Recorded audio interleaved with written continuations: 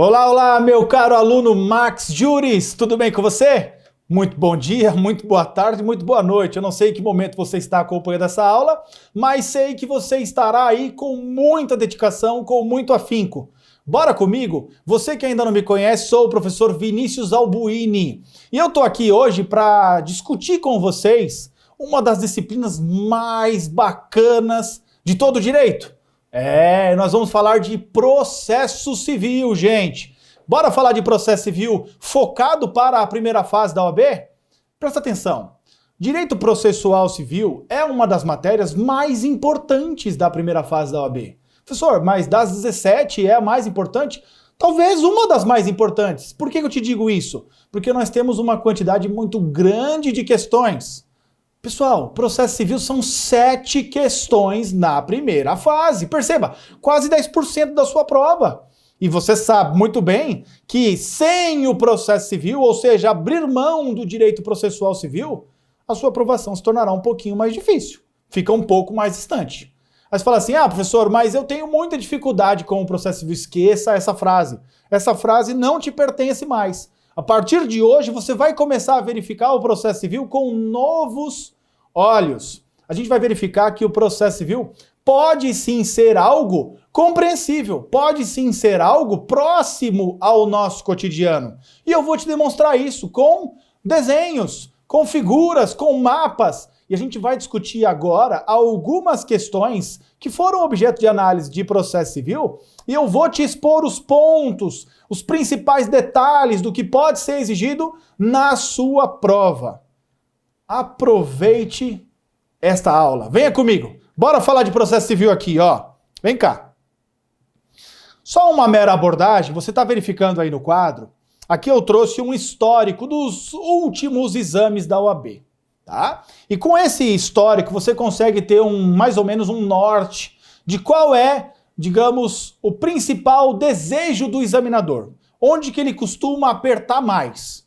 Olha aqui comigo, eu selecionei os principais tópicos do direito processual civil e levando em consideração os últimos exames. Basicamente, a partir do momento em que o Código de Processo Civil sofreu uma alteração. Então analisa comigo o seguinte, ó. Dos temas mais exigidos pela banca, eu tenho lá 20 questões sobre procedimento comum. Procedimento comum é um dos assuntos mais cobrados, para não falar o mais cobrado, né? Ele começa ali na petição inicial e ele vai até a sentença.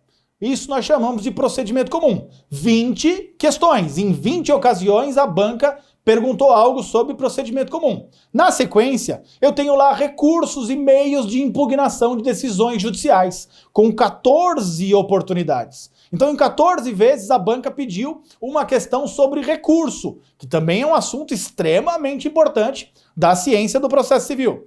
Na sequência, com 13 oportunidades, os procedimentos especiais. E aqui, quando eu falo de procedimentos especiais, eu estou falando dos procedimentos que estão elencados no próprio Código de Processo Civil, ali a partir do artigo 539, mas a banca não se limita a cobrar os procedimentos especiais do CPC. Ela também já exigiu, em algumas ocasiões, procedimentos especiais previstos em legislações extravagantes, tá bom? Na sequência, teoria geral do processo, parte geral. Esse tópico, eu quero que você tome muito cuidado com ele, porque tem sido uma tendência dos últimos exames, tá? E aqui nesse momento eu gosto de te dizer o seguinte, você encontra questões de competência, questões de litisconsórcio, questões de intervenção de terceiros, estão todas presentes neste, digamos, quadrante aqui, da teoria geral do processo e a parte geral do processo civil. E na sequência, execução, com 12 questões, tutelas provisórias. Queridos, tutelas provisórias é assunto que o nosso examinador gosta muito, tá? Gosta muito. Não à toa, numa determinada ocasião, me lembro muito bem que em uma prova única, das 7 questões, 2 eram sobre tutelas provisórias. Então perceba, uma incidência muito grande, né? Um desejo muito aprofundado do examinador. E ali, por fim, uma questão sobre atos processuais com menor incidência, mas que também tem a sua importância, tá? E aí eu totalizo 81 questões, pelo menos as 81 últimas questões do exame de ordem estão previstas aqui. Beleza? Tudo bem? Preparados? Bora seguir e começar a falar de processo civil? Vem comigo então, ó. Primeiro assunto que eu quero falar com vocês é a competência. Preste atenção. Uma mera introdução sobre essa abordagem. Você tem que dominar o assunto competência e ter em mente o seguinte. A competência no processo civil consiste na análise da aptidão que um órgão do Poder Judiciário terá para apreciar ou não determinado conflito de interesses. Você sabe muito bem que o Poder Judiciário é dividido em 5 órgãos, 5 justiças, né? E cada uma dessas justiças tem um tipo de encargo, um tipo de atribuição, uma competência. Pois bem, esse assunto competência é assunto que cai na nossa prova. Você tem que estar apto para responder questões sobre competência, tá bom? Vem para mim para você ter uma noção sobre ela, ó. Quando nós falamos de competência, você tem que dominar a seguinte situação. Essa competência pode ser internacional.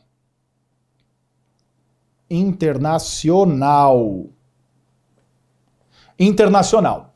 Em que consiste a competência internacional, queridos? Eu vou passar a analisar quando o órgão judiciário brasileiro terá competência e quando ele não terá. E esse assunto eu gosto muito de dizer, e vale muito a pena você se dedicar sobre ele, porque às vezes, isso já aconteceu, às vezes com essa aula de processo civil sobre competência internacional, eu acabo acertando uma questão de direito internacional. Acontece, tá? A competência internacional, ela está regulamentada a partir, do artigo 21 do CPC. 21 do Código de Processo Civil. E ali no artigo 21 eu tenho algumas regrinhas de competência internacional. O que você tem que saber sobre elas basicamente é o seguinte. Essa competência internacional se divide em competência internacional concorrente e competência internacional exclusiva. Concorrente e exclusiva. Qual a diferença, professor? Na concorrente, eu tenho casos em que a jurisdição brasileira tem competência para julgar, mas isso não afasta a competência de órgãos internacionais, de órgãos estrangeiros. Por isso, concorrência para julgar determinados conflitos. Os casos de competência concorrente estão previstos no artigo 21 e 22 do Código de Processo Civil. Totalizam, ao todo, 6 oportunidades. Então, em 6 casos, a justiça brasileira julga e não impede o julgamento por uma justiça estrangeira. O outro grupo é o que nós chamamos de competência exclusiva. E essa eu quero que você se atente. Por quê? A competência exclusiva vai refletir em casos em que só a jurisdição brasileira poderá julgar. Só o órgão jurisdicional brasileiro terá aptidão para julgar aquele conflito. E por que eu quero que você foque nele? Porque os casos de competência internacional exclusiva do Brasil são apenas 3. Em 3 hipóteses, a jurisdição brasileira julga os conflitos de forma exclusiva, impedindo a análise daquele conflito por órgãos internacionais, por órgãos estrangeiros. Essas 3 hipóteses eu gostaria que você decorasse. Presta atenção, não é difícil. Primeiro caso, toda e qualquer ação que discute bens imóveis situados no Brasil, só juiz brasileiro julga. Então, ações que versem sobre bens imóveis no Brasil, só juiz brasileiro julga. Segundo caso, ação que discute partilha de bens, presta atenção, partilha de bens situados no Brasil. Então, qualquer ação para partilhar bens situados no Brasil, cujo fundamento seja a morte. Então eu vou partilhar bens deixados pelo morto. Se esses bens estão situados no Brasil, qualquer ação para discutir a partilha de bens situados no Brasil, em caso de morte do titular, só juiz brasileiro julga. Terceiro e último caso, partilha de bens situados no Brasil, mais uma vez, e aqui tem algo semelhante, só que o fundamento é outro. Quando o fundamento dessa partilha for o término de um vínculo afetivo. Então presta atenção, vamos recapitular? Ações que discutam bens imóveis situados no Brasil.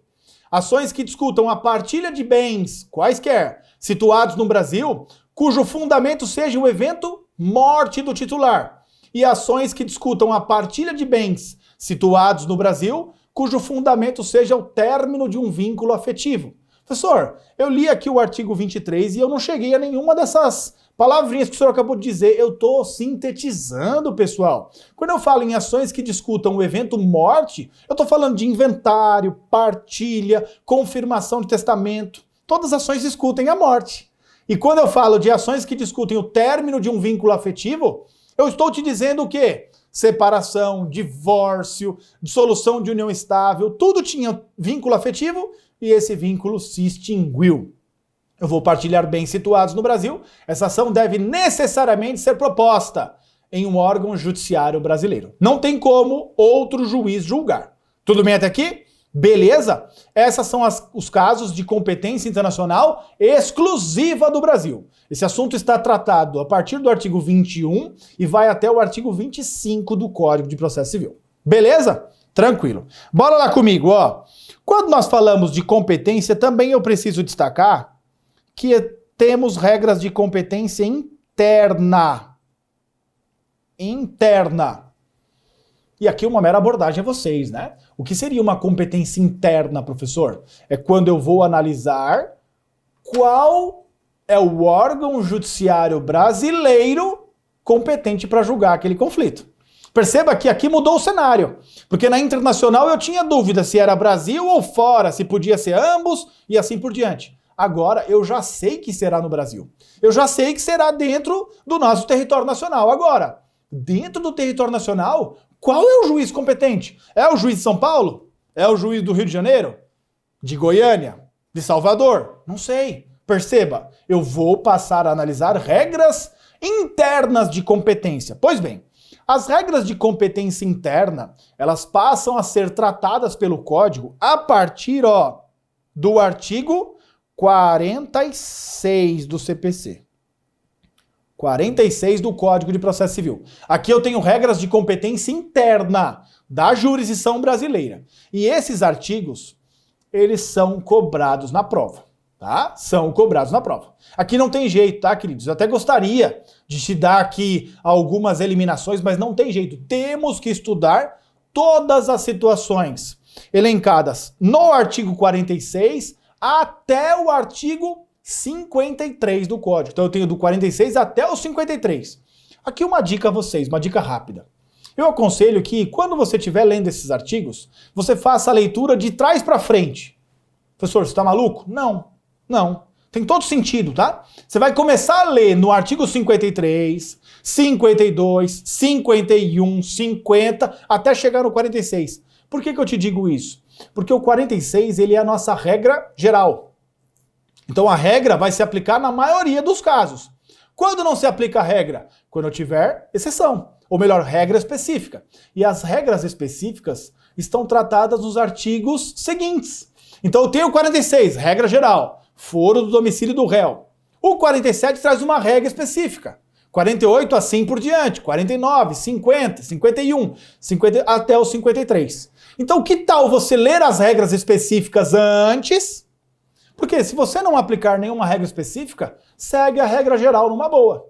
Aconselho você a fazer a leitura desta forma, em ordem decrescente, de trás para frente. Lê o 53, 52, 51, até chegar no 46. Beleza? Tranquilo? Bora responder perguntas sobre competência no Código? Vem comigo, ó. Bora lá. Aqui. Primeira pergunta. Vem comigo. Levando-se em consideração os limites da função jurisdicional, assinale a alternativa que está em conformidade com a Lei 13.105 de 2015, o novo Código de Processo Civil. Perceba, os limites da função jurisdicional, até onde vai a competência do órgão brasileiro. Bora comigo. Letra A. Compete exclusivamente à jurisdição brasileira processar, em matéria de sucessão hereditária, proceder à confirmação de testamento particular e ao inventário, bem como a partilha de bens situados no Brasil, salvo se o autor da herança for de nacionalidade estrangeira ou tiver domicílio fora do território nacional. Deixa lá de canto um pouquinho. Bora para a letra B?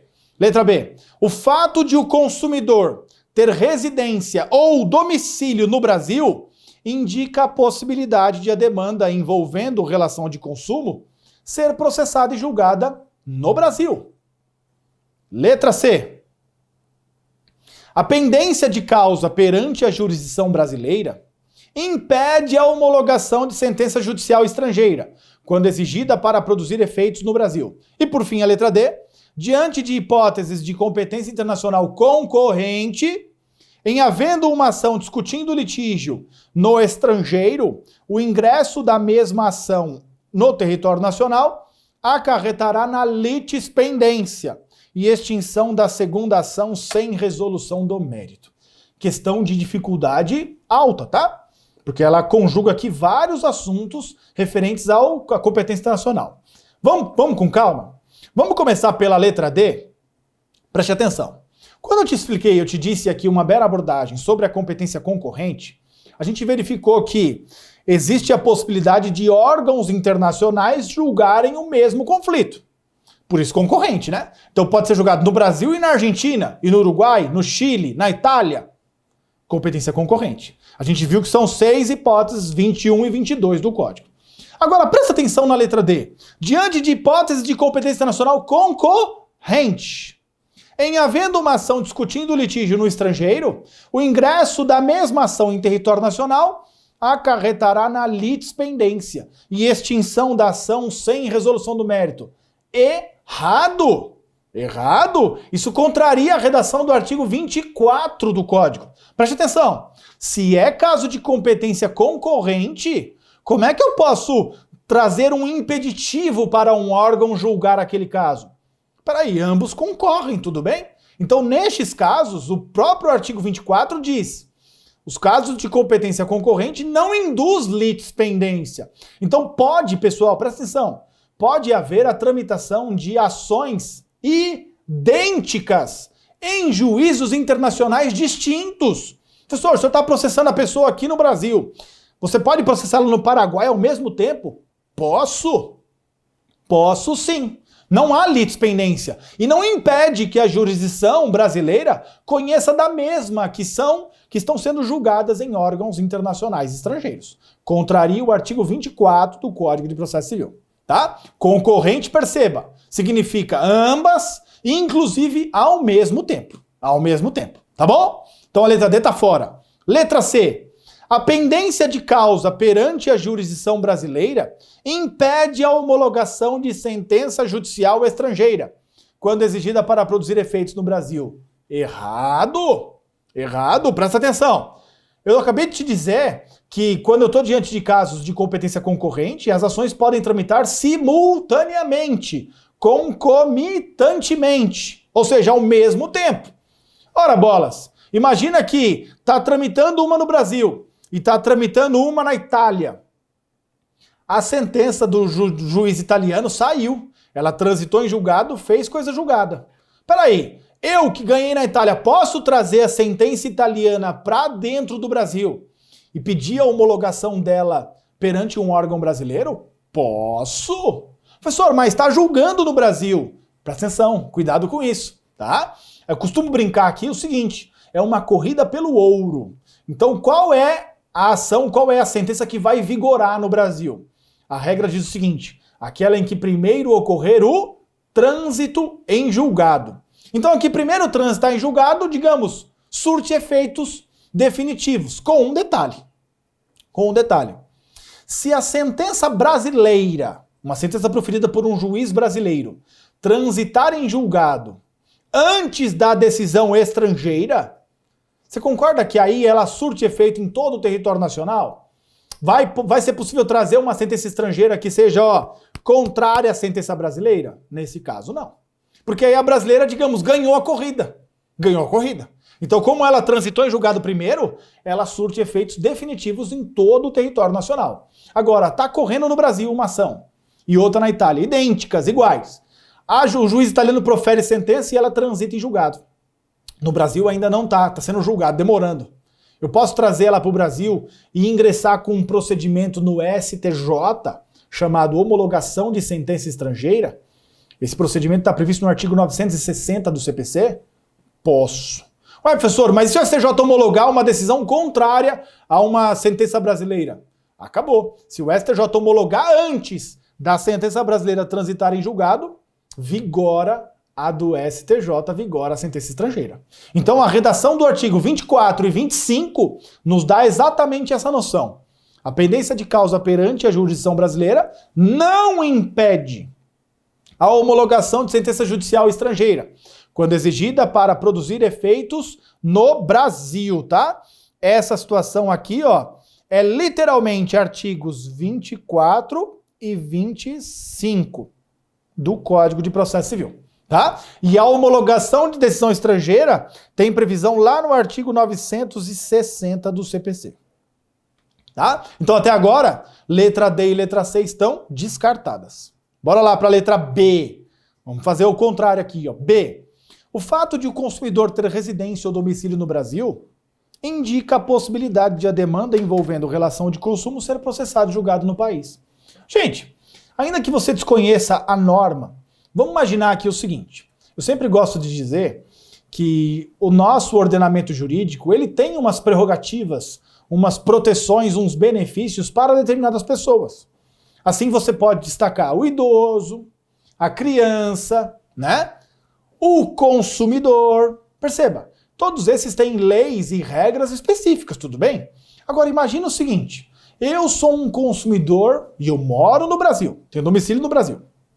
Eu comprei algo em um site internacional, veio com defeito. Perceba, será que eu poderia processar e julgar uma ação contra este órgão internacional aqui no Brasil? Ou eu teria que ir até os Estados Unidos, até a China? Gente, é claro que eu posso processar e julgar a ação no Brasil, porque eu sou consumidor, tudo bem? Então eu sendo consumidor, a lei me protege, a lei me beneficia. E veja, ainda que eu não seja brasileiro, professor, o senhor não é brasileiro, por que você vai processar a ação aqui? Eu estou morando no Brasil. Eu não sou brasileiro, mas tenho domicílio no Brasil. Posso processar e julgar no Brasil? Posso. Então, nessa primeira questão, ó, a B está correta. A letra B está correta. Agora, vimos que a D e a C estão erradas. A B está correta. Vamos ver por que a A está errada. Bora para a letra A.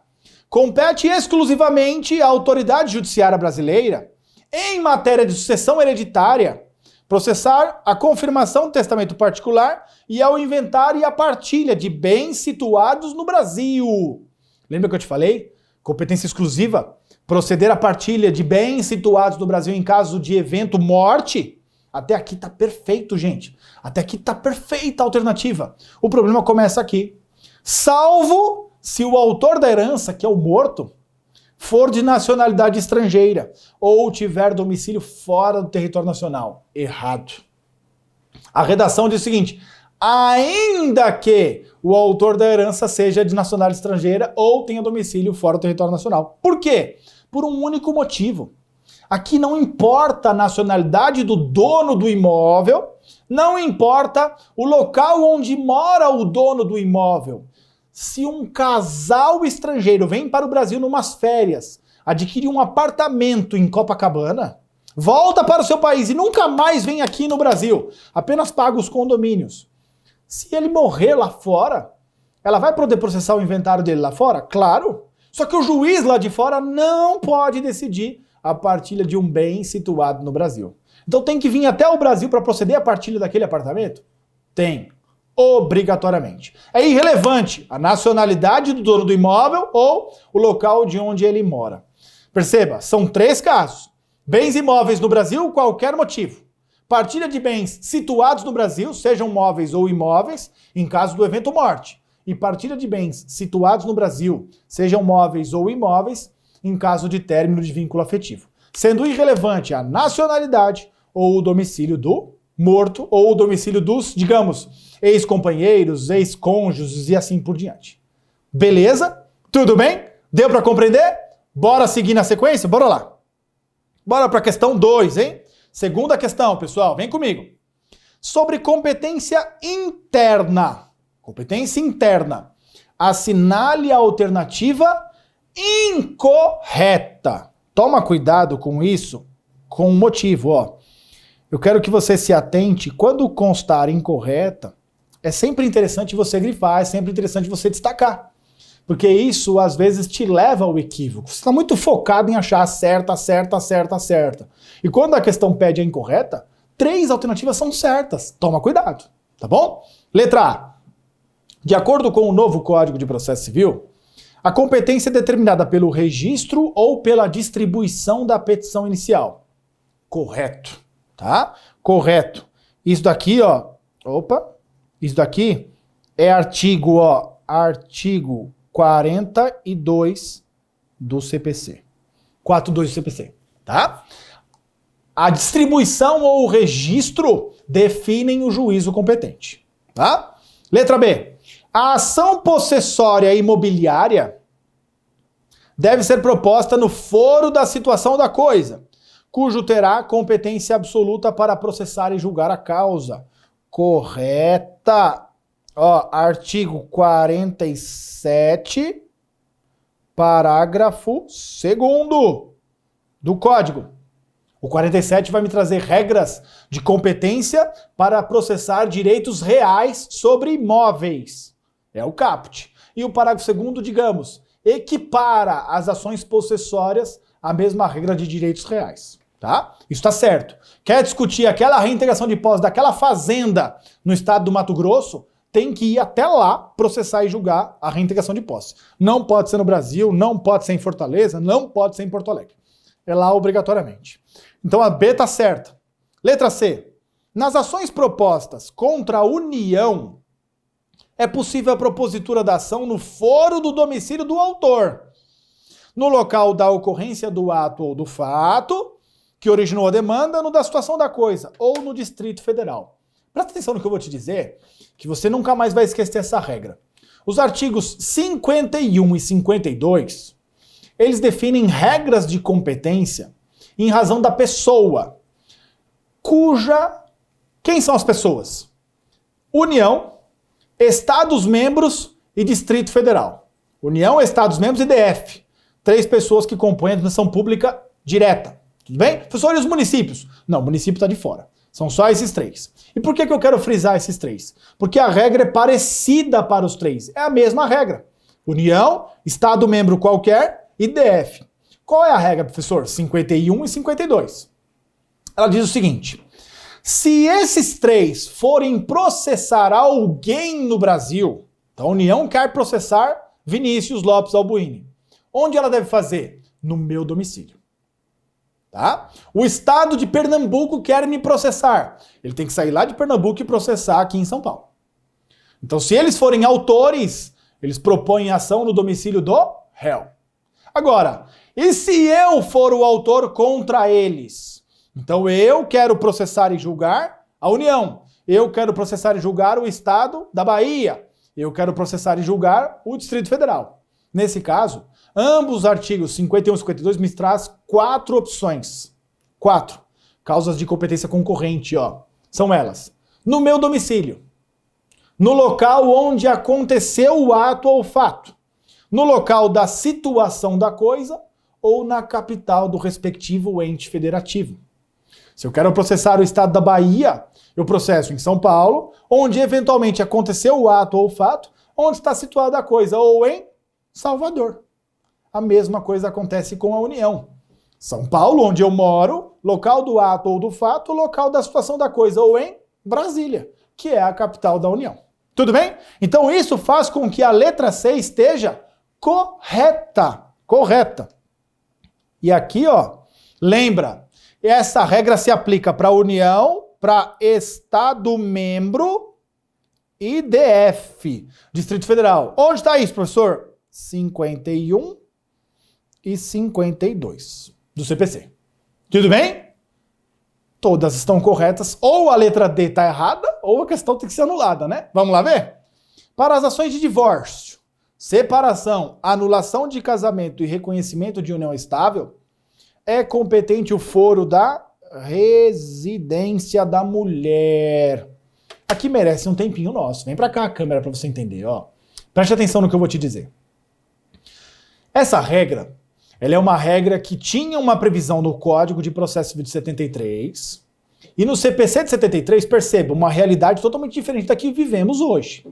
De fato, em 73, quando o Código de Processo Civil foi editado, a regra era essa. Onde mora a mulher? Gente, a mulher e o homem não eram titulares de direitos e obrigações com igualdade, não tínhamos Constituição de 88, não tínhamos Código Civil de 2002. Então, naquela época, o CPC falava, quer se separar, quer se divorciar, onde mora a mulher? Ela tem uma prerrogativa para ela.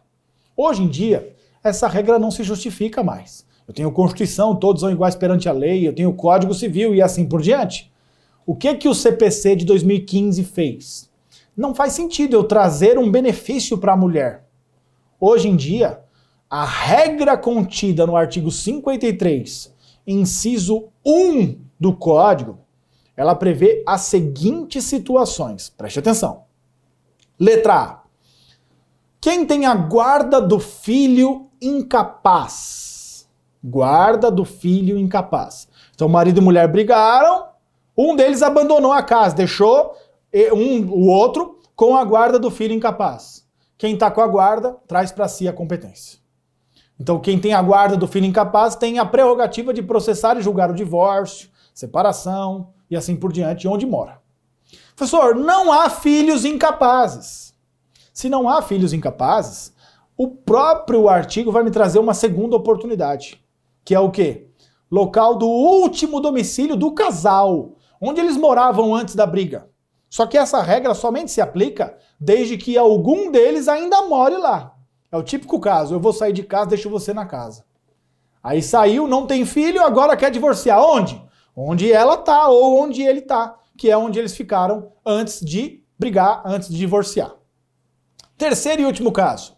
Mais uma vez, não temos filhos incapazes e agora nenhum deles mora no último domicílio. Então, eles moravam em Goiânia. Na briga, sabe o que aconteceu? Ele falou, estou voltando para casa dos meus pais. Onde? Rio de Janeiro. E ela, eu também não vou ficar em Goiânia. Vou voltar para casa dos meus pais. Onde? Florianópolis. Perceba, agora eles querem divorciar. Onde será proposto a ação de divórcio? Em Goiânia? Não faz sentido, ninguém mora em Goiânia mais. Nesse caso, a regra vai me trazer uma situação muito específica. Ela fala o seguinte, o domicílio do réu. Se ele quer propor ação contra ela, ele tem que ir até Floripa, propor ação. Se ela quer propor ação contra ele, ela tem que ir até o Rio de Janeiro, propor ação. É assim que funciona. Artigo 53, inciso 1 do Código de Processo Civil. Toma cuidado com o seguinte. Esse artigo 53, inciso 1, ele ganhou uma nova regrinha no finalzinho do ano passado, 2019. Uma regra que foi alterada em virtude de uma alteração na Lei Maria da Penha. Uma lei lá de direito penal, veio e alterou o CPC. E ela me traz uma quarta hipótese para a regra de competência. Toma cuidado no que eu vou te dizer. O 53, inciso 1, vai me trazer o seguinte. Se o fundamento do divórcio, da separação, for violência contra a mulher, isso acontece no Brasil, né? Infelizmente. Nesse caso, esquece a regra de filho incapaz, esquece a regra de último domicílio. Se o fundamento da briga é violência, agressão, aí vai ser no domicílio de onde está morando a vítima. Tudo bem? Só recapitulando. Primeira regra. Guardião do filho incapaz. Não tendo filho incapaz, o último domicílio do casal, desde que alguém more lá ainda. Ninguém morando lá, domicílio do réu. São as 3 primeiras regras. A quarta é excepcional, porque a quarta muda o fundamento. O fundamento é violência. Nesse caso, se tem violência, local de onde mora a mulher, onde mora a vítima. Beleza? Assim sendo, queridos, a letra D deve ser assinalada. Ela está equivocada. Não é a residência da mulher, salvo se o fundamento for violência contra a mulher. Tá bom? Legal, bora lá. Bora seguir. Terceira questão. Questão fresquinha, hein? Fresquinha essa, ó. João Paulo faleceu em Atibaia, São Paulo. Vítima de um ataque cardíaco fulminante. Empresário de sucesso, domiciliado na cidade de São Paulo, João Paulo possuía inúmeros bens, dentre os quais se incluem uma casa na praia em Búzios, Rio de Janeiro, uma fazenda em Lucas do Rio Verde, Goiás, e alguns veículos de luxo, atualmente estacionados em uma garagem em Salvador. Questão de OAB essa, tá? Questão de OAB. Nesse cenário, assinale a opção que indica o foro competente para o inventário e a partilha de bens deixados por João Paulo. Preste muita atenção nesta regra. Ó, artigo 48 do CPC, 48 do Código de Processo Civil. O que eu quero que você se atente aqui é o seguinte. O 48 diz de forma bastante categórica. Para esse tipo de ação, e não se confunda, hein? A ação para discutir evento morte dentro do Brasil deve ser proposta no foro do último domicílio do morto. Último domicílio do morto. Bora verificar essa regrinha? Olha aqui o que diz o artigo 48, pessoal, ó.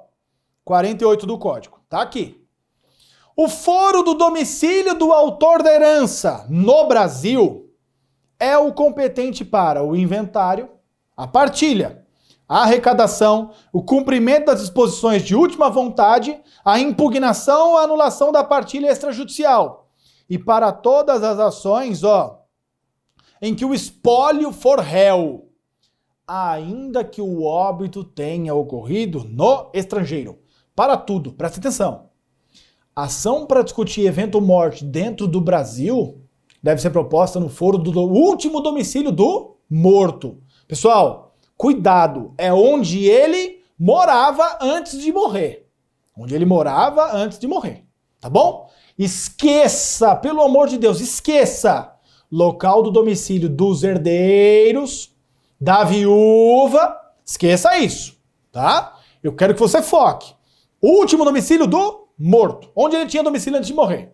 Essa é a primeira regra nossa. Professor, e se a pessoa não tem domicílio certo, isso pode acontecer? Pode, pode sim. Vem pra cá, segue a leitura, ó. Parágrafo único. Se o autor da herança não possuía domicílio certo, é competente. Professor, quem é a pessoa que não tem domicílio certo? Pessoal, eu vou te dar um exemplo de uma pessoa que não tem domicílio certo. Pessoa que trabalha num circo, um circense. Ele não tem domicílio certo. O circo tá aqui em São Paulo nesse mês. No mês que vem, vai estar em Belo Horizonte. No mês seguinte, em Manaus. Pô, ele tá fazendo uma manobra lá em Manaus, ele morre em Manaus. E aí, onde é o domicílio dele? Não tem domicílio certo. Parágrafo único. Se não tem domicílio certo, é competente. Cuidado. 1. Foro da situação dos bens imóveis. Imóveis. Ah, professor, então ele morreu, deixou uma casa em São Paulo. Onde é que tem que ser proposta? São Paulo. Obrigatoriamente. Professor, e se ele tem uma casa em São Paulo e um terreno em Recife? Aí eu tenho bens imóveis em diferentes locais. Segue comigo aqui, ó. Inciso 2. Havendo bens imóveis em foros diferentes, qualquer deles. Ou seja, ou São Paulo ou Recife. 3. Não havendo bens imóveis, o foro de qualquer dos bens do espólio. Então se liga. Qual é a regra? O último domicílio do morto. Se não tem domicílio, local dos bens imóveis. Se tem imóveis em locais distintos, qualquer dos locais. Se não tem bens imóveis, local dos bens móveis. Nunca é levado em consideração o local dos herdeiros, de onde moram os sucessores. Nunca. Isso, se vier na sua prova, é pegadinha. Fique esperto. Bora ver então, ó. Olha aqui, ó. Olha aqui como é que fica, ó. João Paulo faleceu em Atibaia. Ele morreu em Atibaia. É relevante o local onde ele morreu? Não. De um ataque cardíaco fulminante. Empresário de sucesso, ó. Aqui ficou interessante, ó. Domiciliado na cidade de São Paulo. Sabe o que eu quero que você consiga enxergar? Se você tá confiante no taco, acabou. Acabou, todo o restante é irrelevante para você, porque ele já é domiciliado de São Paulo. Acabou. Essa é a alternativa a ser assinalada. Que eu quero que você enxergue. Tudo que vier depois dessa situação é só para te enrolar. É só para tentar te enrolar. Vamos ver? Ó o examinador querendo me enrolar. João Paulo possuía inúmeros bens, dentre os quais, se incluem uma casa de praia em Búzios. Aí você fala, puxa, bem imóvel. Uma fazenda, em Lucas do Rio Verde. E alguns veículos de luxo na garagem em Salvador. Presta atenção. Eu aplico a regra do 48 com exatidão aqui. Vamos brincar com a questão? Qual é o foro competente para o inventário da partilha dos bens deixado por João Paulo? Letra A. Búzios, Lucas do Rio Verde concorrentemente? Não.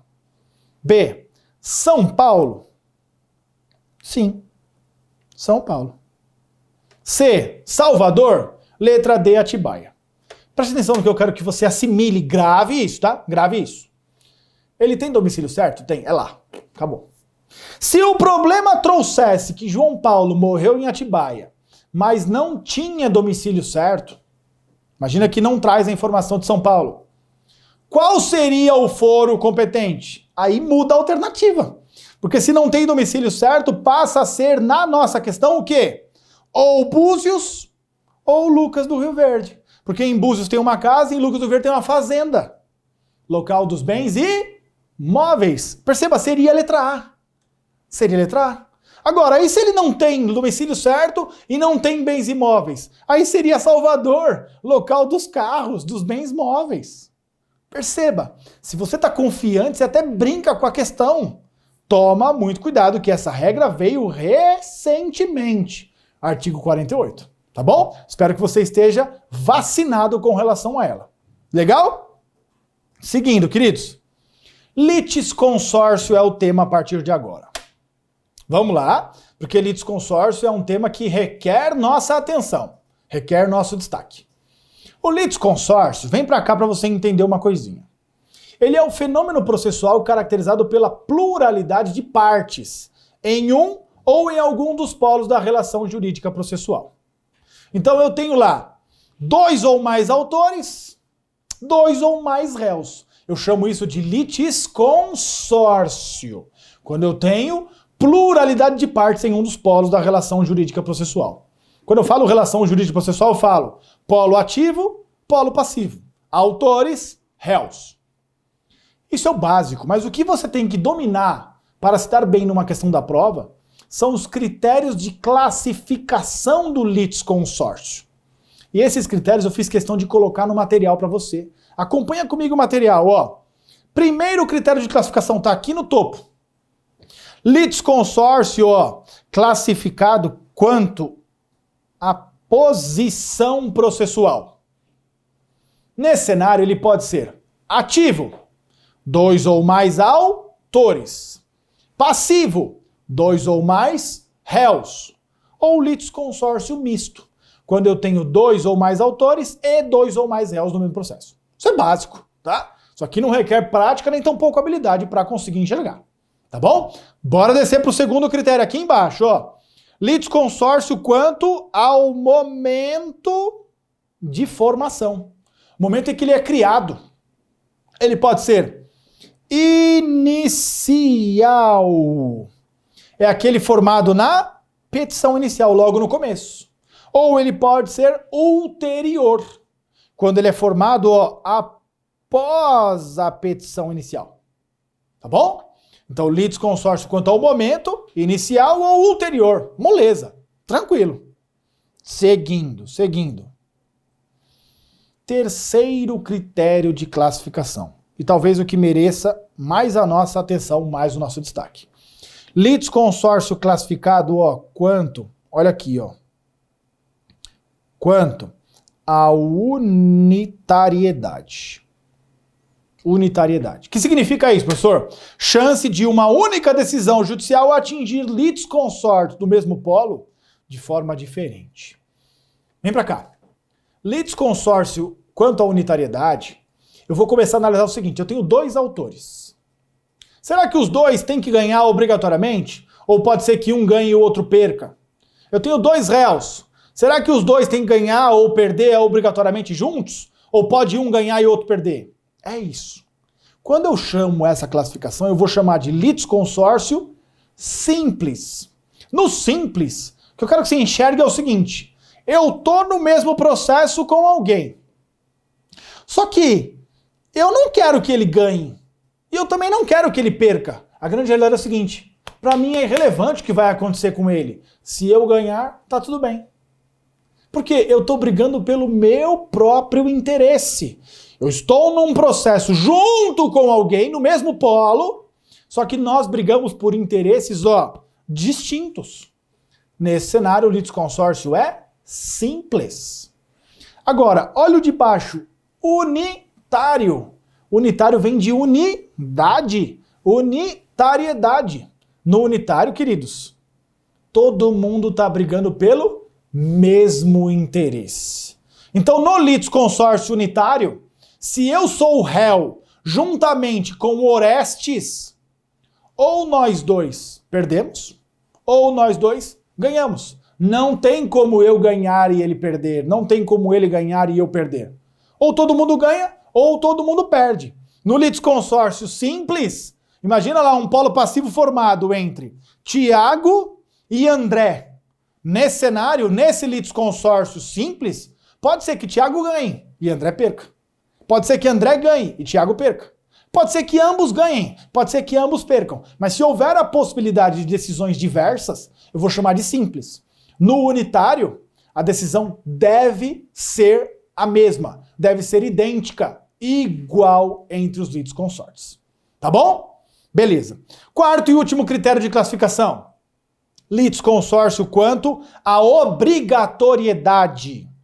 Nesse cenário, o litisconsórcio pode ser facultativo, vem de faculdade, tudo bem? No facultativo, eu vou com alguém se eu quiser. Vamos junto? Vamos. Ah, se não quiser ir, não precisa, eu vou sozinho. Porque é opção, é faculdade. No litisconsórcio necessário, não tem faculdade, não tem opção. É obrigatoriedade do autor. Então tem que ir junto. Tem que processar junto. Não pode processar só um, tem que processar os dois. Não pode processar só um, tem que processar os 10. E assim por diante. Este é o litisconsórcio necessário, tá bom? Facultativo, opção. Necessário, obrigação, obrigatoriedade. O litisconsórcio necessário, por disposição de lei, ele ocorre ou por exigência da lei, ou por exigência legal, ou quando houver inscindibilidade da relação entre os litisconsortes. Ou seja, não há para dividir a relação entre eles. Se não dá para dividir, eles têm que ser processados em conjunto. Antes de terminar e podermos partir para as questões, esses critérios se comunicam, tá? Então o litisconsórcio pode ser ativo, simples, inicial e necessário. Pode ser ativo, simples, ulterior e facultativo. Se comunicam. E é isso que cai na prova, tá? É isso que vem na sua prova. Quer ver? Bora lá comigo. Quarta questão. Tendo apurado que uma criança de 5 anos de idade vem sendo vítima de crimes sexuais reiteradamente praticados pelo pai, e que, por sua vez, a mãe havia abandonado o lar, o Ministério Público ajuizou a ação de perda do poder familiar em face de ambos os genitores. Essa questão é muito boa, tá? E ela faz a gente fundir aí os neurônios. Presta atenção. O pai pratica crime sexual contra a criança e a mãe abandonou o lar. Ambos cometem atos passíveis de perda do poder familiar. Ambos podem perder o poder familiar por causa disso. Um praticando crime sexual e o outro abandonou o lar, abandonou a criança. Só que o que eu quero que você enxergue é o seguinte, preste atenção. Se o pai pratica crime sexual e a mãe abandonou o lar, eu tenho motivo contra os dois. Só que, se liga, não necessariamente os dois devem ser processados em conjunto. Ora as bolas, o MP ficou sabendo só que o pai pratica crime sexual. Ele pode processar só o pai ou ele tem que processar o pai e a mãe? Se liga nisso. Ele pode processar só o pai. Professor, não tem crime sexual, mas a mãe abandonou o lar. Ele pode processar só a mãe? Pode. Então, se ele pode processar só um, ou pode processar só o outro, o nosso litisconsórcio é facultativo. Facultativo. Tá? Ué, professor, mas nesse caso ele processou os dois. Sim. E podia? Podia. Mas era opção. Não era obrigatório. Pode ter perda parcial do poder familiar? Pode. Só o pai perdeu o poder. Só a mãe perdeu o poder. Isso pode ocorrer. Tá bom? Então vamos ver as alternativas? Letra A. Litisconsórcio ativo, necessário e unitário. Vamos por partes, porque eu te disse que aqueles 4 critérios, eles te ajudam muito. Vem ver como eles te ajudam. Você sabe que o litisconsórcio ativo é aquele em que eu tenho mais de um autor. E o passivo é aquele que eu tenho mais de um réu. Gente, quem é autor nesse processo?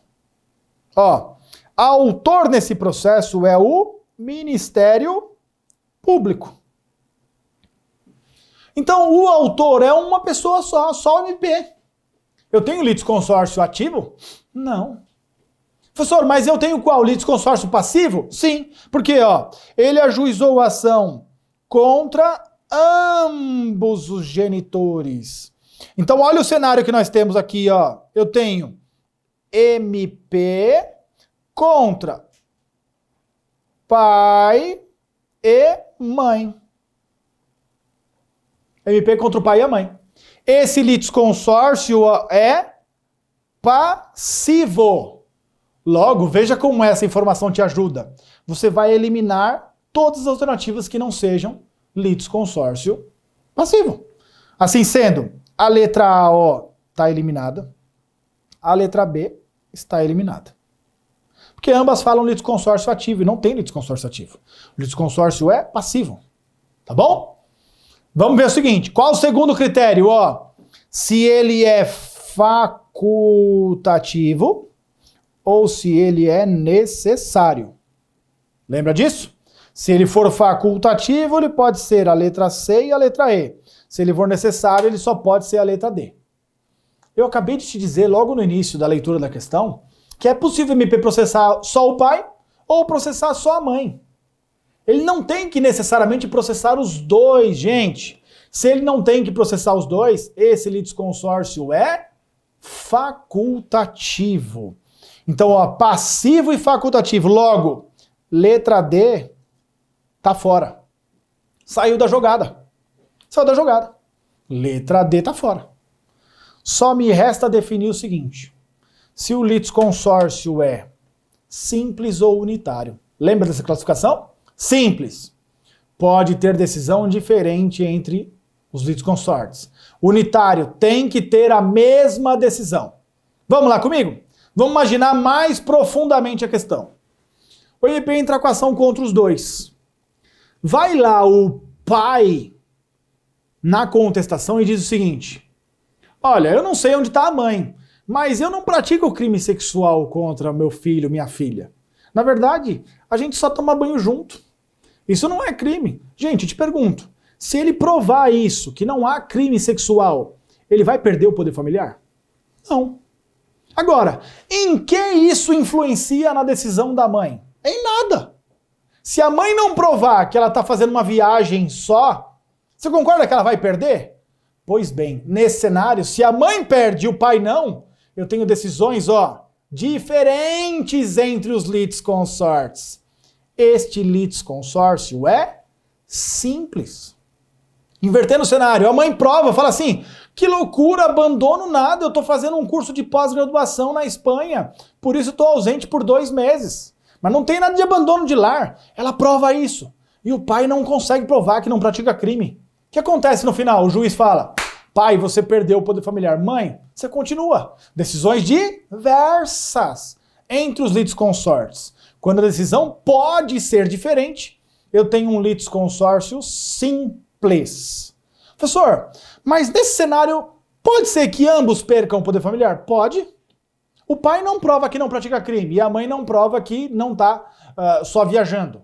Sabe o que acontece ao final? O juiz tira o poder familiar tanto do pai quanto da mãe. Ué, mas aí a decisão foi igual. Tornou unitário? Não. Porque para ser unitário, tem que ser igual obrigatoriamente, o que não é o caso. No simples, pode ser diferente, mas pode ser igual? Pode. No unitário, deve ser igual. Pode ser diferente? Não, nunca. Logo, queridos, letra E. Litisconsórcio passivo, formado entre pai e mãe. Facultativo, porque pode ser contra o pai, pode ser contra a mãe ou pode ser contra ambos. E simples, se um perder, não necessariamente o outro também deve perder o poder familiar. Beleza? Tudo bem? Vai participando aí no chat que eu vou acompanhar as suas perguntas. E mais, pelo amor de Deus, hein? Não se esqueça de se inscrever no canal e deixar a sua curtida nesse vídeo, tá? Pra gente poder verificar e fazer novos encontros aqui pelo YouTube. Eu te vejo nos próximos, tá bom? Bora pra quinta questão. Quinta questão. As irmãs, atenção, hein? As irmãs Odete e Nara celebraram contrato bancário com cláusula de solidariedade com uma pequena instituição financeira, com o objetivo de constituir uma empresa na cidade de Campos. Tudo bem até aqui? Duas irmãs foram no banco e falaram, dá um dinheiro aí que a gente vai construir uma empresa. Perfeito. Seremos devedoras solidárias. Depois de 7 anos, a instituição financeira, sem receber o valor que lhe era devido, propôs ação judicial em face de ambas, em face das duas irmãs. Ocorre que a empresa familiar teve suas atividades encerradas por má gestão e as irmãs, há alguns anos, não mais se falam. E por isso, contrataram advogados de escritórios de advocacia distintos para realizar a defesa judicial. Sobre a hipótese apresentada, assinale a afirmativa correta. Presta atenção aqui na introdução, ó. Fique esperto comigo. Esse assunto cai bastante na prova. O examinador gosta dele, tá? Questão de OABS. O banco propôs ação contra as irmãs Odete e Nara. Tá? Elas são devedoras solidárias, no entanto, contrataram advogados diferentes e hoje nem se conversam mais, nem falam mais. Tudo bem até aqui? Beleza. Vamos analisar qual é o litisconsórcio formado entre Odete e Nara? Vem comigo.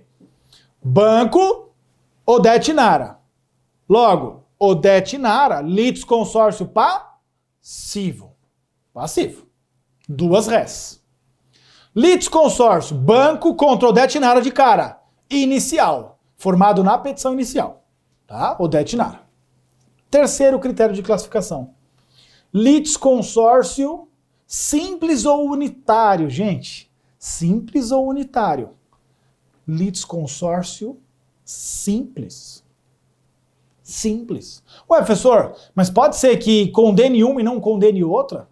Pode ser que condene a outra e não condene a uma? Pode. Mas não são solidárias? Não importa. A solidariedade não torna o objeto único, tá? Tanto é assim que pode haver perdão para um dos devedores. Então eu perdoo um e não perdoo o outro. Ué, como é que fica? Um não vai pagar e o outro vai. Decisões diferentes. Então o litisconsórcio é simples. E por fim, esse litisconsórcio é facultativo ou obrigatório? Facultativo. Não à toa, a gente vai verificar na sequência que caso eu processe um dos devedores solidários, o que o outro pode fazer? Ele pode chamar o outro devedor ao processo. Chamamento ao processo, intervenção de terceiro. Bora. Então já sabemos que o litisconsórcio é simples, que é o fundamental para responder essa questão. Pois bem, na sequência, toma muito cuidado com o seguinte. O litisconsórcio simples. O que eu quero que você se atente aqui é o seguinte. No litisconsórcio simples, você concorda que eu te disse lá há poucos minutos atrás que cada um briga pelo seu próprio interesse? Cada um está brigando pelo seu próprio corpo, pelo seu próprio objetivo. Então, posso concluir o seguinte. Se a Odete pratica um ato, esse ato vai beneficiar a Nara? Em regra, não. Em regra, não. Porque pode ser que Odete ganhe e Nara não. Pode ser que Nara ganhe e Odete não. Então toma muito cuidado com isso, tá? Essa questão, ela versa sobre o artigo 117 do Código de Processo Civil.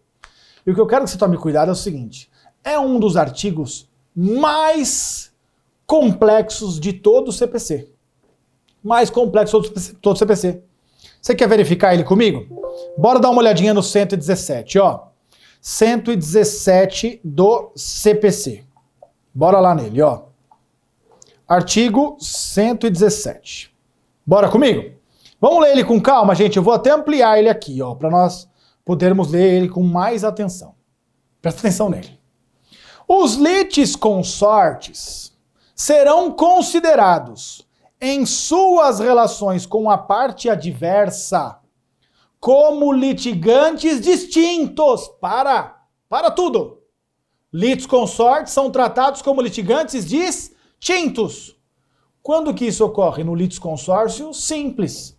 Um briga pelo seu interesse e o outro briga pelo seu próprio interesse. Eles são duas pessoas no mesmo polo, mas ninguém está brigando pelo interesse do outro. Distintos. Aí ele continua, ó. Exceto no litisconsórcio unitário. Unitário, unidade. Todo mundo ganha ou todo mundo perde, tudo bem?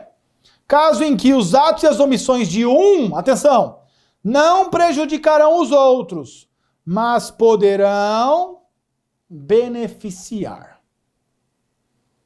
Presta muita atenção nisso, tá? Porque, apesar de ser complexo, já temos objeto de caiu na prova. Isso caiu tanto na primeira fase quanto na segunda fase da OAB já. Se liga. Eu tenho duas pessoas em um dos polos e a redação do 117 vai dizer o seguinte: eles são tratados como litigantes distintos. Cada um briga pelo seu próprio interesse. Se for unitário, ambos brigam pelo interesse comum. Tá bom? Nesse cenário, nós já classificamos que as irmãs Odete e Nara formam um litisconsórcio simples. Então, pela redação do 117, são tratadas como litigantes distintas. Tá bom? Bora verificar aqui, ó. Letra A. Atenção. Caso o advogado de Nara perca o prazo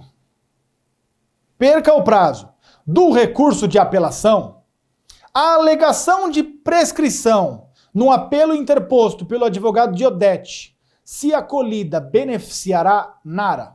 Presta atenção. O banco processou Odete e Nara. O juiz, imaginamos lá, condenou as duas a pagar. Quando condenou as duas, o que acontece? Um dos advogados foi e apelou. Apelação é o recurso contra a sentença. Nessa apelação ele fala prescrição. Ué, professor, por quê? Gente, 7 anos. Dívidas líquidas em instrumentos particulares, 5 anos é o prazo de prescrição. Agora, um dos advogados alegou prescrição, o outro advogado não recorreu. Não recorreu. Te pergunto, a prescrição apresentada por um pode beneficiar o outro? Deixa ela de canto que eu já vou te explicar isso. Bora para a letra B. O litisconsórcio formado pelas irmãs pode ser classificado como passivo, legal, necessário, não, e unitário, também não. Não é necessário, não é unitário. Letra C. Caberá à parte interessada alegar a prescrição, sendo vedado ao magistrado o reconhecer da prescrição de ofício. Errado. Prescrição pode ser reconhecida de ofício, tá? Pode ser reconhecida de ofício. Letra D. Os prazos para as manifestações de litisconsortes com advogados de diferentes escritórios de advocacia serão contados em dobro, ainda que os autos do processo forem eletrônicos. Isso torna a alternativa errada. Essa regra está prevista no artigo 229 do CPC. Essa regrinha diz o seguinte: litisconsortes que tenham advogados diferentes, de escritórios de advocacia diferentes, e quando o processo for físico, papel, terão prazo em dobro. Mas nesse caso, os autos são eletrônicos, então isso elimina a regra do prazo em dobro. O prazo aqui é simples, tá bom? Então eu eliminei a C, a D e a B. Ah, tá certa, professor? Tá. Por quê? E ela requer um pouco mais de atenção nossa, ó. Eu vou assinalar ela e eu vou te explicar. Essa questão é controvertida porque, convenhamos, ela vai de encontro com a redação do 117. Porque eu acabei de te dizer no 117, os litisconsortes serão considerados como litigantes distintos. Então os atos que Odete pratica não interferem em Nara, os atos que Nara pratica não interferem em Odete. Porém, eu estou diante de uma exceção à regra. Pessoal, presta atenção aqui comigo. Coloque-se na pessoa do juiz, da juíza. Você é o tribunal, o desembargador, relator que recebeu a apelação de Nara, ou melhor, de Odete. A Odete interpôs a apelação sozinha. E ela alega prescrição. Você olha aqui e fala, meu Deus, está prescrito. Você vai reconhecer da prescrição e vai, digamos, isentar Odete do pagamento da dívida. Agora eu te pergunto, a Nara não falou nada. Faz sentido você falar assim, Odete, você alegou prescrição, tchau, tá livre. Ah, Nara, é o seguinte, Nara, se você tivesse alegado prescrição, eu te tiraria a dívida, mas como você não alegou, faz o seguinte, paga uma dívida prescrita. Faz sentido isso? Nenhum, pessoal. Isso não faz sentido algum. Quando eu estiver diante, atenção, de teses comuns de defesa, o interesse de um litisconsorte transcende ao interesse próprio e atinge o outro. Então, quando Odete alega prescrição, se Nara nada disser, a prescrição acolhida no recurso de Odete beneficia a Nara. Por isso, letra A. Tá? Professor, mas isso não dá para ser concluído pela leitura do artigo 117. Infelizmente não, mas graças a Deus e para sorte de você, você tem a aula aqui do Max Juris, para eu te dizer exatamente essa situação, esse reflexo, tá? Então, em regra, no litisconsórcio simples, um pratica um ato, esse ato beneficia só ele. O outro pratica um ato, só beneficia ele. No unitário, quando eu pratico um ato, esse ato beneficia a mim e aos outros litisconsortes. Agora, no simples, quando eu pratico um ato, esse ato me beneficia. Agora, se for uma tese comum de defesa, ele beneficia a mim e aos outros litisconsortes também. Deu para entender isso? Vou ter o enorme prazer de te responder perguntas lá no meu Instagram. Fala comigo se tiver dúvida. Professor Vinícius Albuini, tá? Ou manda aqui no chat que a gente conversa. Beleza? Tranquilo? Bora para a sexta questão? Sexta questão. O Ministério Público ajuizou a ação de anulação de casamento em face dos irmãos João e Maria. Gente, João e Maria casaram, são irmãos. Não, irmãos não podem casar. João conhecia do referido impedimento, pois sabia que Maria era sua irmã. Todavia, esta desconhecia completamente o grau de parentesco entre eles. E daí? Isso aqui é irrelevante. Dá para ter terceiro de boa fé? Ah, eu não sabia que ele era meu irmão. Gente, não tem como. Então, quando o MP vai querer anular o casamento de João e Maria, das duas, uma. Ou ele reconhece que ambos têm relação de parentesco e o casamento está anulado para João e Maria, ou ele reconhece que não há relação de parentesco e o casamento é válido para João e Maria. É o típico caso de um litisconsórcio unitário. Ou ambos ganham, ou ambos perdem. Não tem como anular para João e não anular para Maria. Não tem como anular para Maria e não anular para João. Não tem como. Litisconsórcio unitário. Então vamos lá? Esse litisconsórcio é ativo ou passivo, gente? Passivo. MP contra João e Maria. Inicial ou ulterior? Inicial. Formado na petição inicial. Simples ou unitário? Unitário. Porque a decisão deve ser igual entre os litisconsortes. E o litisconsórcio é facultativo ou necessário? Necessário. Gente, por que necessário, professor? Você concorda que eu não consigo anular o casamento de João sem que a Maria participe do processo? Porque a Maria é quem está casada com ele. Então ambos devem obrigatoriamente estar no processo. E por favor, não confunda a obrigatoriedade de presença, necessário ou facultativo, com a unitariedade da decisão, simples ou unitário. Uma coisa é ser obrigatória a presença, outra coisa é ser obrigatória a decisão igual entre os litisconsortes. Tá bom? Esse litisconsórcio nosso é passivo, inicial, unitário e necessário. Vamos ver se tem alguma alternativa dessa? Olha lá, letra A. Passivo inicial. necessário e simples. Ó, passivo inicial, necessário, correto. O problema está no simples. Não. Passivo ulterior. Não é ulterior, foi desde o início. Letra C, passivo inicial, necessário unitário. Letra D, passivo inicial facultativo. Não é facultativo. E unitário. E letra E, apenas em fase João, eis que somente esse estava de má fé. Que piada, né? Não dá para processar só o João. Tem que processar os dois obrigatoriamente. Tá bom? Beleza? Tranquilo até aqui? Litisconsórcio é objeto de análise da nossa prova. Bora lá para a sétima? Sétima questão. Os formandos de um determinado curso de ensino superior tiveram problemas em relação à contratação com a empresa de formatura, que realizaria suas solenidades festivas. Ocorre que a empresa não realizou o evento na data contratada. A má prestação dos serviços da empresa de formatura acarretou no ajuizamento de ação judicial por, detalhe, 20 formandos contra a empresa. Antes de qualquer coisa, se 20 propuseram a ação, você concorda que não necessariamente são só 20 formandos? A gente consegue concluir dessa leitura. Então, formandos. Se fossem todos, ele não falaria 20, ele falaria todos os formandos entraram com a ação. Ele fala 20 entraram. Isso significa que tem mais de 20. Tem 21, 20 quiseram entrar, esse um não quis, no mínimo. Tudo bem até aqui? 20 formandos entraram com a ação contra a empresa. Diante do exposto, e considerando a legislação processual civil vigente, assinale a alternativa correta. Letra A. Bora lá.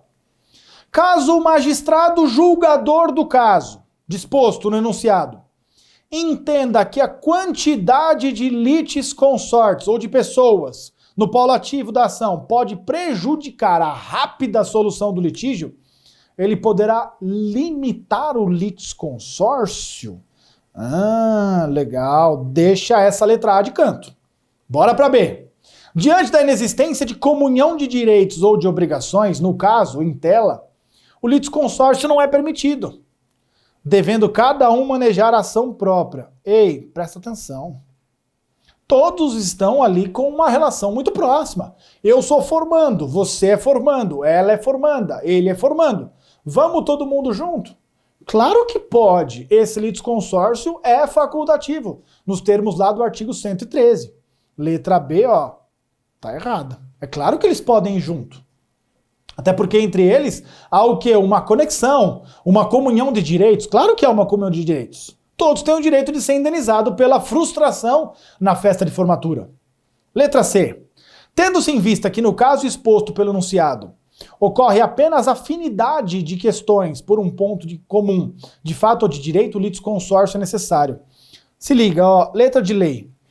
Litisconsórcio formado pela afinidade, ó, afinidade de questões por ponto comum, de fato ou de direito, é fundamento para litisconsórcio facultativo.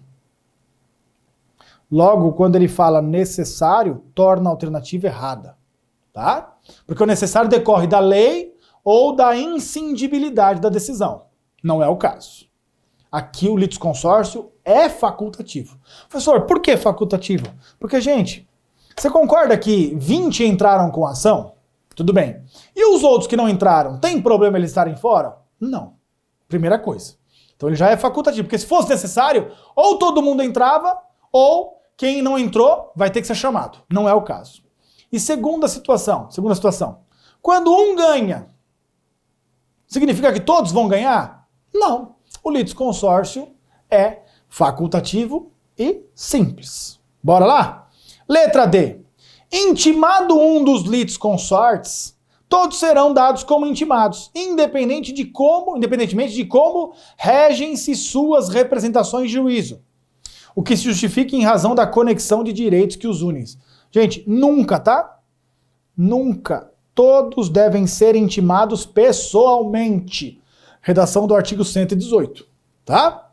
Então, letra D, ó, errada também. E letra E, ao realizar o juízo de admissibilidade da petição inicial, o juiz elegerá um litisconsorte como principal, para gerir o andamento do processo, sendo que apenas esse poderá assim fazê-lo. Claro que não. Eu sou parte, eu pratico atos processuais, gente. Ah, mas ele foi elegido. Não tem essa. É meu interesse, eu quero brigar também. Eu posso praticar atos processuais, tá? Não é ele que pratica os atos em meu nome. Não tem aqui uma representação, uma substituição processual. Então veja que interessante, né? A D e a E estão erradas. A C e a B estão erradas. Só sobrou a letra A. Por quê? Porque eu quero te falar um pouquinho sobre ela. O parágrafo 1º e 2º do artigo 113, eles nos trazem uma regra a qual se recebe o nome de litisconsórcio multitudinário. Multitudinário. O que significa litisconsórcio multitudinário? É o litisconsórcio formado por uma multidão de pessoas. E presta atenção, quando forma litisconsórcio por muita gente, a grande realidade é a seguinte: ao invés de ajudar, de facilitar, prejudica. Prejudica. Então o que acontece? Qual é a regra que eu quero que você tome cuidado? Se tiver muita gente no polo da ação, sabe o que o juiz faz? Ele freia. Ele fala: ei, gente, tem muita gente aqui, vamos fazer o seguinte, bora dividir? Bora desmembrar? É o que ele faz. Ele pode limitar o número de litigantes. Em qual processo? Qualquer. Em qual fase? Qualquer, professor. Qualquer fase do processo. Com uma única exigência: que o litisconsórcio seja facultativo. Tá? Lembra, facultativo é, bora nós 20 aqui entrarmos com a ação? Aí um fala, mas o fulano não quer entrar com a ação. Ah, azar dele, deixa ele de fora. Se eu posso deixar ele de fora, o litisconsórcio é facultativo. Tudo bem? Imagina que não sejam 20, sejam 50. 50 autores, gente. Você concorda que vai ser difícil? Imagina numa audiência, todo mundo querendo falar. Minha vez, excelência. A gente vai demorar um dia nessa audiência. Então, quando isso ocorrer, sabe o que o juiz faz? Ele, limita o número de litigantes. Pode ocorrer? Pode. Parágrafos 1º e 2º do artigo 113. Só pode limitar quando o número de litigantes for o quê? Muito grande e acabar atrapalhando. Qual o número de litigantes é grande? A lei não fala. Então você fica tranquilo com relação a isso. Só tenha em mente que é possível frear, limitar, desmembrar o litisconsórcio. Quando ele for facultativo. Se liga nisso, tá? Letra A. Letra A. Beleza? Tranquilo? Bora para a próxima? 8ª questão. E agora a gente vai começar a falar de intervenções de terceiro. Intervenções de terceiro. Esse assunto também é recorrente na nossa prova. Presta atenção no que eu vou te dizer. O que significa intervenção de terceiro? Isso não é difícil, tá? Professor, eu nunca entendi isso. Eu acredito. Tá? Eu acredito em você. Porque esse é o relato da maioria. Quando vem falar comigo, professor, eu não conheço intervenção de terceiro, eu não entendo. Fica tranquilo, isso não é tão difícil. Tá? A grande verdade é o seguinte, temos que entender. Porque depois que a gente começa a entender, começa a fazer todo sentido. Você vai verificar. Pois bem, o que significa intervenção de terceiros em pouquíssimas palavras? O processo, pessoal, ele nasce para ter 2 protagonistas. Quem são eles? Autor e réu. Tem o juiz aqui, tem o autor e tem o réu. Eles praticam atos processuais, são protagonistas no processo. Tá bom? Protagonistas. Pois bem, nesse sentido, quando esse processo tem autor e réu, eu tenho várias pessoas que estão fora do processo. Professor, quem é que está fora? Eu. Eu não sou o autor nem o réu. Eu sou fora. Você, ele, ela. Todos nós estamos fora do processo. Então esses que estão fora da relação jurídica processual são chamados de terceiros.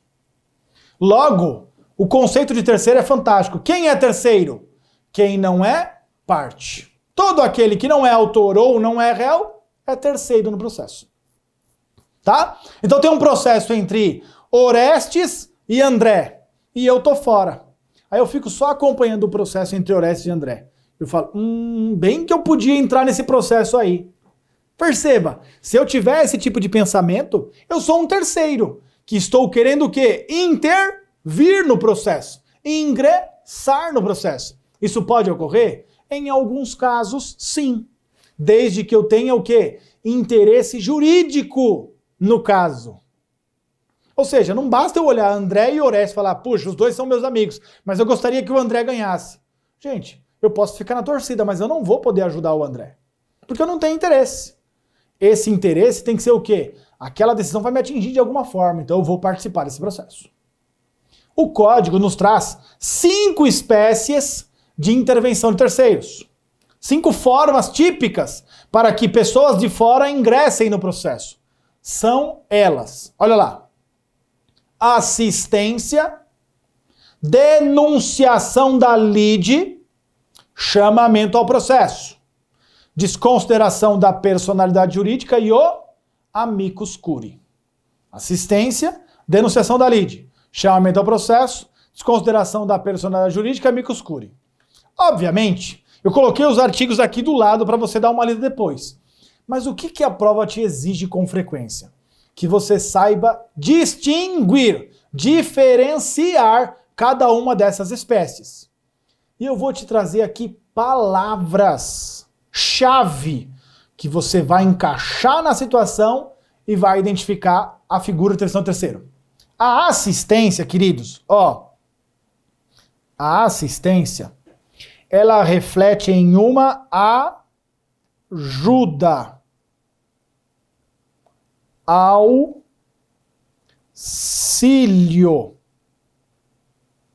auxílio. Então, o que significa assistência? Alguém que está de fora vai entrar para ajudar, auxiliar. Desde que tenha interesse jurídico. Naquele processo entre André e Orestes, eu quero ajudar Orestes. Mas eu tenho interesse jurídico? Tenho. Então eu posso ingressar como assistente. Tá? Ajuda, auxílio. Denunciação da lide. Olha a denunciação da lide aqui, ó. Denunciação da lide. O que significa denunciação da lide? Direito de regresso. Direito de regresso no próprio processo. Então, denunciar a lide sempre significa tentar cobrar direito de regresso em caso de derrota. Pode ser que eu perca esse processo, mas se eu perder, alguém tem que pagar por mim. Direito de regresso. Denunciação da lide. Artigo 125. Chamamento ao processo. Olha o chamamento aqui, ó. Chamamento ao processo. Sabe o que é chamar alguém ao processo? Dividir responsabilidade.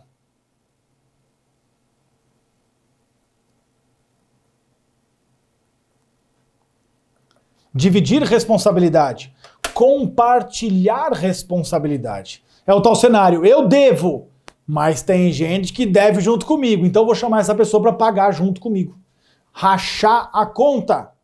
Denunciar a lide é trazer alguém para pagar tudo. Pode ser que eu perca, mas se eu perder, alguém tem que pagar tudo por mim. Denuncio a lide.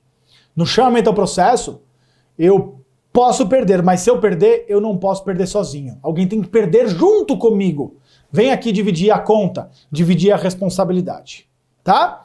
A desconsideração da personalidade jurídica, é o quê? Fazer com que sócio pague pela pessoa jurídica. Então eu desconsidero a personalidade jurídica e trago um sócio para o polo da ação. A pessoa jurídica, caso perca, o sócio vai pagar pela pessoa jurídica. Essa é a desconsideração da personalidade jurídica do artigo 133, tá? Muito relacionado ao direito empresarial, né? Eu tenho uma pessoa jurídica no polo da ação, eu vou desconsiderar e trazer os sócios para dentro do processo. Detalhe interessante, esse caminho pode ser o inverso também, tá? Estou processando a pessoa física e eu trago a pessoa jurídica para pagar pelas dívidas do sócio. Desconsideração da personalidade jurídica inversa. Tudo bem? E por fim, o amicus curiae. Amicus curiae. Sabe quem é o amicus curiae? A tradução é a seguinte, amigo da corte. Mas o que eu quero que você enxergue é o seguinte, ele é uma pessoa física ou jurídica, atenção, física ou jurídica, que vai ingressar no processo para auxiliar na compreensão da controvérsia. Imagina alguém entrando para ajudar o juiz a entender o problema. Este é o amicus curiae, tá? Então ele vem para ajudar o juiz a entender o problema. Tudo bem? Beleza? Então, pessoal, fica muito esperto com relação a essa questão, porque ela de fato somente ocorre quando o litisconsórcio for facultativo. Pelo amor de Deus, tá? Não vá confundir. Bora fazer o seguinte? Fazer um intervalinho rápido, tomar aquele café, pra gente poder voltar no segundo tempo com mais pique, com mais gás, para concluir. E ó, no segundo bloco tem intervenção de terceiros, tutelas provisórias, procedimento comum e recursos. Até já, valeu!